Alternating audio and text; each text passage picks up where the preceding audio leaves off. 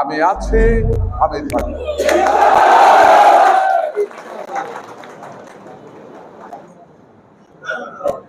এবং জোর গলায় বলতে পারি, কোন শক্তি ইনশাআল্লাহ ইনশাআল্লাহ ইনশাআল্লাহ আপনাদের কাছ থেকে আমাকে দূরে নিতে পারবে না। আসেন আবার মূল বক্তব্যতে ফিরে আসি। আজকে কৃষক দলের 45তম প্রতিষ্ঠা বার্ষিকী। আমার মনে হয় বক্তব্যের আগে আমরা দোয়া চেয়ে নেই বেগম খালেদা জিয়ার জন্য, তিনবারের প্রধানমন্ত্রী, এই মুহূর্তে 18 কোটি মানুষের নেত্রী, সবাই শ্রদ্ধেয় নেত্রী। বাংলাদেশ স্বাধীনতার পরে এত সম্মান শহীদ প্রেসিডেন্ট জিয়াউর রহমান পেয়েছে, আর আজকে বেগম খালেদা জিয়া। এত সম্মান বোধ হয় আর কোন নেতার ভাগ্যে পৃথিবীতে খুব কম জুটেছে। দল, মত, বর্ণ, ধর্ম নির্বিশেষে প্রত্যেকটা মানুষই যেই নেত্রীর জন্য দোয়া চাইতেছে, আল্লাহর কাছে ফরিয়াদ করতেছে নেত্রীকে সুস্থ করার জন্য, সেই নেত্রী হলো দেশনেত্রী, তিনবারের প্রধানমন্ত্রী, গণতন্ত্রের মাতা, আমাদের মাতা, বিএনপি চেয়ারপারসন বেগম খালেদা জিয়া। আছেন, আমরা আলোচনা সবাই করে মিলাদ হবে, ইনশাআল্লাহ আমরা সবাই মিলাদে উপস্থিত থাকবো। বক্তব্য আজকে 45তম প্রতিষ্ঠা বার্ষিকী বাংলাদেশ কৃষক দল, জাতীয়তাবাদী কৃষক দলের। এই দলটি প্রতিষ্ঠা করেছিল শহীদ প্রেসিডেন্ট জিয়াউর রহমান। উনি ছিলেন বাংলাদেশের অনেক দূরদর্শী নেতা, সত্যিকার অর্থে দেশপ্রেমিক নেতা, সত্যিকার অর্থে দেশের উন্নয়নে অনেক দূরদর্শী চিন্তা করার মতো নেতা। কে? শহীদ প্রেসিডেন্ট জিয়াউর রহমান।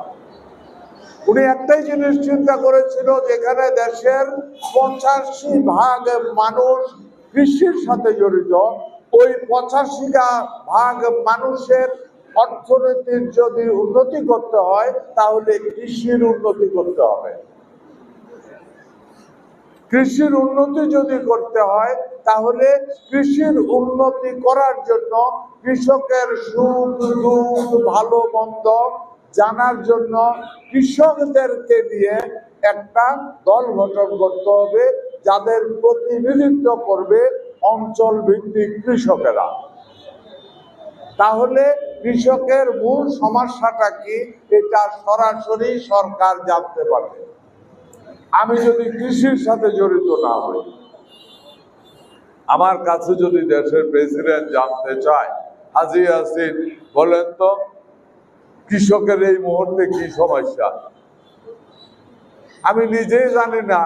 ফাট গাছ কাইটটা কি ছিড়ায় না ভানিতে ভিজে ভাট বাইট করে, কারণ ফাট গাছ আমি দেখি নাই জীবনে। এইরকম লোক যদি হয়, সে কি কৃষি সম্পর্কে কিছু বলতে পারবো? মুরব্বী বলেন। কৃষক দল গঠন করা হয়েছিল কৃষকদের উন্নয়নের জন্য। ধন্যবাদ বর্তমান আমাদের ভারপ্রাপ্ত চেয়ারম্যান জনাব তারেক রহমানকে। 45 বছর আগে যেই দলের প্রতিষ্ঠাতা শহীদ প্রেসিডেন্ট জিয়াউর রহমান যে কৃষক দল গঠন করেছিল কৃষকের উন্নতির জন্য, এবারে আপনারা দেখেছেন জনাব তারেক রহমান দেশ পুনর্গঠনে 31 দফা দেবে, দেখেন নাই আপনারা?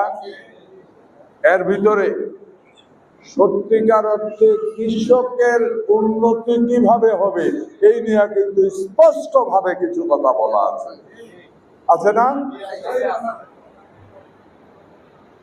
এই হলো যোগ্য পিতার যোগ্য সন্তান, যোগ্য মাতার যোগ্য সন্তান। জনাব তারেক রহমান ভারপ্রাপ্ত চেয়ারম্যানও স্পষ্টভাবে বুঝতে পারছে এখানে এই দেশের 70-75% উপরে মানুষ ডিরেক্ট আর ইনডিরেক্ট কৃষির সাথে জড়িত আছে।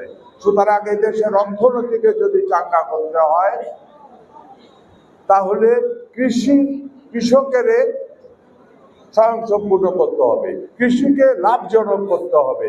কৃষিকে যদি লাভজনক করতে হয় তাহলে ভাই পানি যাবে, কবিতা বাইর করে দেবো, চাটা বাইর করে দেবো, বাইর করে দেবো।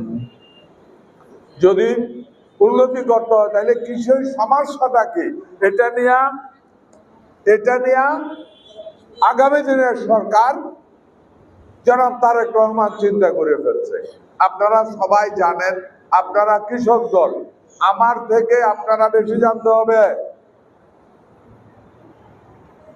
আল্লাহ যদি আমারে বাঁচায়, আমি যদি এমপি হই, কৃষি নির্ভর যত কাজ হইব আমি কিন্তু এলাকা ভিত্তিক কৃষক দলের নেতাদেরকে ডেকে আমি বলবো, ভাই তোমার কি সমস্যা, তুমি তো কিছু বললে না, তুমি তো শুধু হাত চালাও। কি বলতে হবে কৃষক দলের নেতাদেরকে। আসেন, সমস্যাটা কি আমাদের কমন ব্যাপার, ধান লাগাই, সবকিছু কমপ্লিট করি, হঠাৎ বন্যা আইসা ধান শেষ। আল্লাহর লগে তো আর যুদ্ধ করণ যায় না, যুদ্ধ করণ যায় টাউটারি করে, নইলে হঠাৎ নেশাটা করতে নিতে পারবেন, আবার দিয়ে এলাও লাগবো, এটা আলাদা ছিল। কিন্তু আল্লাহর লগে ভাইট করে কি ব্যাগ বন্ধ করণ যাইব, বৃষ্টি বন্ধ করণ যাইব না। তাইলে এই যে কৃষকের হঠাৎ করে সব ধ্বংস হয়ে যায়, পানিতে ডুবে ফসল চলে যায়, এতে করে কৃষক পথে বসতে হয়। আমরা এরকম দেখেন নাই আপনারা, ভাই মাঝখানে জমি একেবারে আগাম হয় গোড়াঝুরি হয়েছে, নাহলে ধান আধা ভাঙা হয়ে গেছে, ভাই কালকার বৃষ্টি পুরা ধান পানির তলে, কৃষকের পথে বসছে। যার জন্য আমাদের 31 দফাতে আমরা কৃষি ইন্স্যুরেন্স করার কথা বলা হয়েছে না? এটা সারা বিশ্বে আছে, কৃষকের জন্য ইন্স্যুরেন্স আছে। কারণ এই সেই কৃষক যে আপনাকে আমাকে খাওয়ায়, এরা যদি উৎপাদন না করতো আমি না খাইয়া মরতাম। যদিও আমার জমি আমি চাষ করি, আমি সহজে বাগাইয়া বললাম আমি কৃষক, আমি বাংলাদেশের ছোটখাটো কৃষক, আমি কিন্তু অনেক বড় কৃষক। এটার জন্য ইন্স্যুরেন্স করে দিয়েছে। সারের জন্য যত 2 নম্বরই আছে, একবার দাম বাড়ায়, একবার দাম কমায়, একবার শর্ট ফলায়। ইউরিয়া যখন দেওয়ার দরকার তখন যদি ইউরিয়া সার না পাই, আমি যদি ফসফেট পটাশ পাই, আমার জমি তো ফসল হইব না। কেউ কৃষক আছেন নেন, হইব? হবে না। আবার ফসফেট পটাশ যখন দেওয়ার কথা তখন তো ইউরিয়ার দরকার নাই আমার। এই কারণে প্রত্যেকটা কৃষকের জন্য কৃষি কার্ড হবে। আমি আশা করেছিলাম কৃষক দলের সভাপতি এই ব্যাপারটা নিয়ে ক্লিয়ার করে কথা বলবে। যাই হোক, হয়তোবা আমার জন্য রেখে দিয়েছে। এইভাবে সবার কৃষি কার্ড হবে, কার্ডের একটা নাম্বার থাকবে, এটার উপরে আপনি এই কৃষি কার্ডটা দিয়ে আপনি লোন নিতে পারবেন কৃষির উপরে। দালাল ফালালের আর দরকার হইব না, এখান থেকে বেরিয়ে যেতে হবে। সোজা আপনার নাম্বার আছে, আপনার ন্যাশনাল আইডি আছে, মানে কৃষকের তার জীবনকে সুন্দর করার যত কিছু করার প্রয়োজন সবকিছু 31 দফার ভিতরে আমাদের আগামী দিনের রাষ্ট্রনায়ক জনাব তারেক রহমান দিয়ে দিয়েছে। আমিও 31 দফা প্রিন্টিং করে দিয়েছি, দেই নাই? আপনারা পড়লেই বুঝবেন। সুতরাং আসেন, আজকে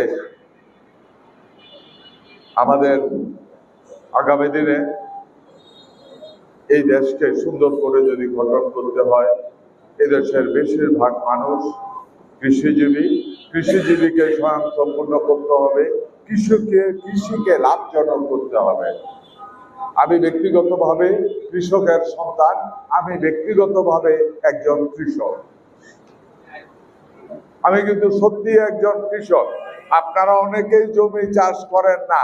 আমি এখানে আসার আগেও আমার ভুট্টা ক্ষেত দেখে আইছি, আমার কলুই ক্ষেত দেখে আইছি, আমার কচু ক্ষেত দেখে আইছি, আমি সবগুলি দেখা পরে কলা গাছের গোড়ায় গোড়ায় ঘুরছি, ঘুরে তারপরে এনেছি। সকালবেলা আমার কোথাও কোনো মিটিং ছিল না, হঠাৎ টেলিফোন করলো দুপুরে, কয় ভাই আইবেন, নালে আইতে আছি।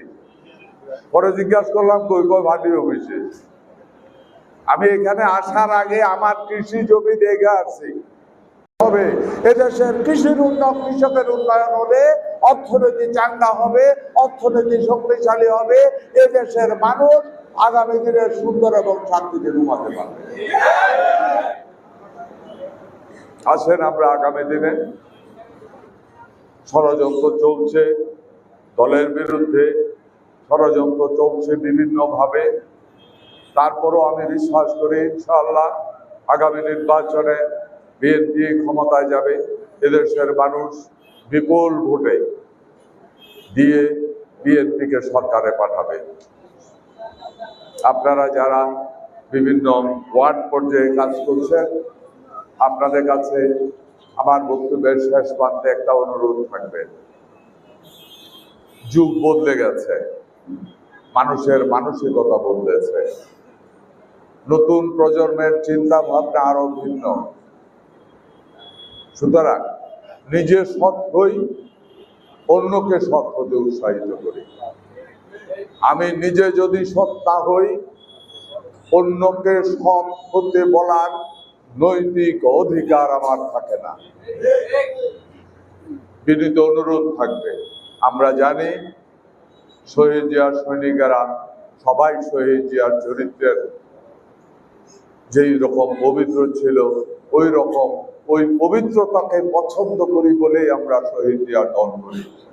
আসেন সবাই সেই শহীদ জিয়ার যেই সুন্দর চরিত্রের অধিকারী ছিল, যার কারণে এখন পর্যন্ত বাংলাদেশ সহ সারা বিশ্বের মানুষ ওনাকে শ্রদ্ধার সাথে স্মরণ করে বিনীত অনুরোধ করব, আপনি আপনার এলাকায় আপনার চরিত্রটা এই শহীদ জিয়ার মতো করার চেষ্টা করেন।